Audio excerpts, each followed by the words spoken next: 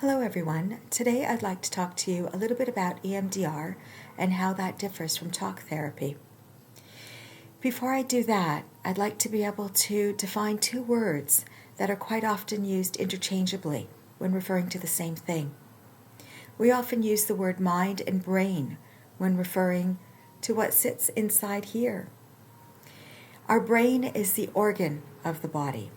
Our mind is the collection of our experiences, our memories, our beliefs, all of which make up who we are. Now, the way your mind works relies on the structure of the brain. That structure involves complex networks of communicating brain cells across very different areas of your brain. Now, that is especially the case when it comes down to the sections that involve your memory and your senses. That networking makes it faster and easier for those areas to work together, which is why our senses, such as our sights, our sounds, our smells, our tastes, and our touch, can bring back really strong memories, such as the smell of a lovely cup of coffee. Eye movement desensitization and reprocessing therapy was discovered by Francine Shapiro, who recognized that she felt less distressed after coming home from a walk, where she was looking side to side at the cracks in the sidewalk.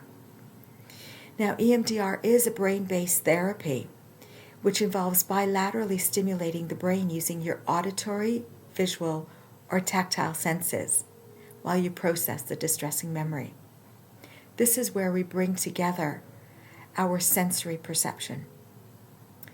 The goal in EMDR is to help you heal from the distressing or the traumatic experience.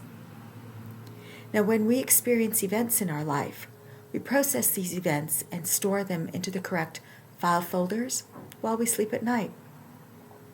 When we haven't processed these events properly, they stick out a little bit, they niggle us a little bit, and they trigger us when we least expect it. Unlike talk therapy, EMDR does not require us to talk in detail about the distressing event. What it does focus on instead is changing the emotion, the thoughts, the behaviors, the perception that result from the distressing and traumatic experience. This allows our brain to resume a natural healing process. It is important to note that we do not remove the experience, but rather we experience it in a less distressful manner.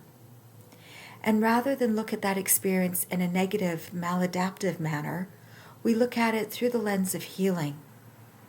Now, that's not to say that we're pleased or grateful to have had the distressing event, but we are able to see that we can experience a distressing event, we can move on, and we can heal.